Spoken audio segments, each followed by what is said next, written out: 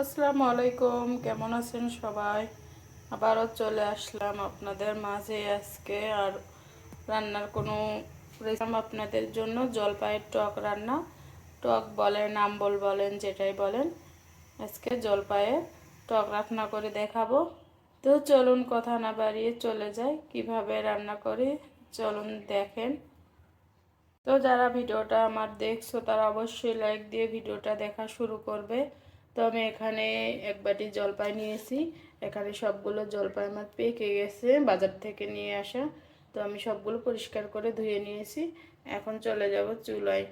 তো চুলায় আমি একটা হাঁড়ি বসিয়ে দিয়েছি। আমি এখন সবগুলো জলপাই হাঁড়ির ভিতরে দিয়ে দিব। তো এর মধ্যে দিয়ে দেব সিদ্ধ হওয়ার জন্য একটু পানি, দিয়ে দেব লবণ, মরিচের গুঁড়া আর হলুদের গুঁড়া স্বাদ মতো, একটু তেল, রান্নার রেগুলার তেল, সয়াবিন তেল। তো এটা আমি ঢাকনা দিয়ে ঢেকে সিদ্ধ বসিয়ে দেব। তো জলপাইটা সিদ্ধ হয়ে গেছে, দেখেন। আমি এখন এটা নামাবো। নামাইয়া সবগুলো গালায় বিচিগুলো বের করে নেব।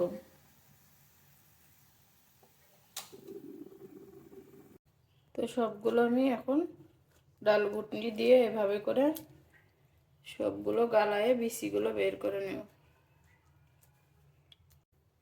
তো আমি জলপাইগুলো গালায় বিচিগুলো বের করে নিয়েছি, আমার এতটুকু হয়েছে। এখন এর মধ্যে আমি দিয়ে দিব চিনি। আমি এখানে 1 কাপ চিনি দিয়ে দিচ্ছি।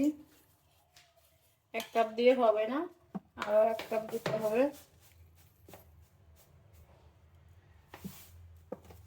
তো এখানে টক ঝাল মিষ্টি, এই কারণে মিষ্টিটা একটু দিতে হবে।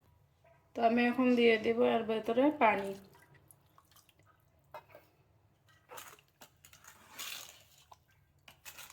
পানি দিয়ে মিশিয়ে নেব। পানিটা দিতে হবে আপনারা কীরকম ঘন পাতলা করে টকটা খাবেন তার উপরে গ্যাসেস করে। তো এরকম, এই যে এমন হয়েছে। আমি আরও একটু পাতলা করব, জাল করে এরকম ঘন রাখবো। তো দেখেন আমি এরকম পাতলা করেছি। তো আপনারা এই সময় লবণ ঝাল চেখে দেখবেন, যে লবণ ঝাল যদি কম হয় তাহলে লবণ মরিচ দিতে পারেন। তো আমি এরকম পাতলা করেছি। তো এখন আমি এটা জাল করে আর একটু ঘন করে নেব। তো এটা বেশি যত জাল করবেন ততই আর কি আর স্বাদটা দ্বিগুণ হবে। ডালের মতো, ডালে বেশি পানি দিয়ে বেশিক্ষণ ধরে বলক দিলে তাহলে ডালটা যেমন স্বাদ হয় এরকম, এটাও ওই রকম সেম। তো আমি এখন এটা চুলায় দিয়ে দেব। তো আমি চুলায় বসিয়ে দিয়েছি। এটা এখন বলক দিয়ে আমি তারপর আবার তেলানি দিব আর কি বাগার দিব, যাই যেটাই বলেন।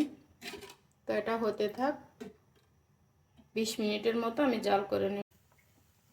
তো দেখেন ডালটা হয়ে গেছে, কমে কতটুকু হয়ে গেছে আর দেখেন কতটা ঘন হয়েছে। আমি এখন এটা নামে বাগার দিয়ে নেব।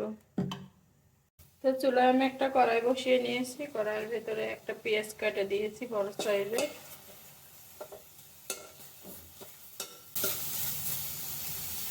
এখন একটু তেল দিয়ে দেব।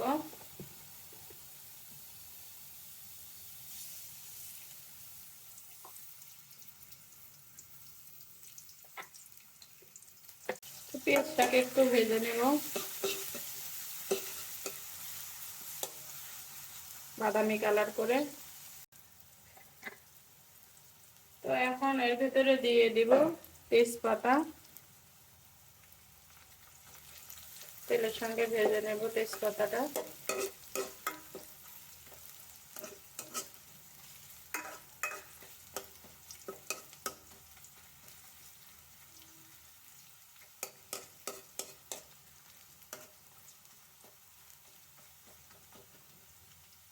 তোমার পেস্টটা হয়ে গেছে।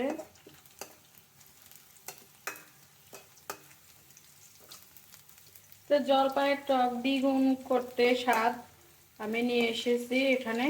এখন এর সঙ্গে অ্যাড করব পাঁচফোড়ন, গোটা জিরা, এখানে আছে হচ্ছে সরিষা। তো আমি এখন এটা দিয়ে দিব।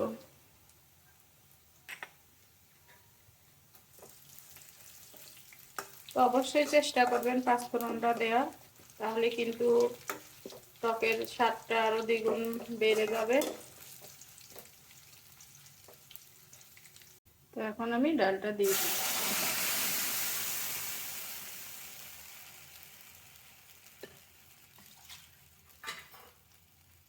তো দেখুন কত সুন্দর কালার চলে আসছে।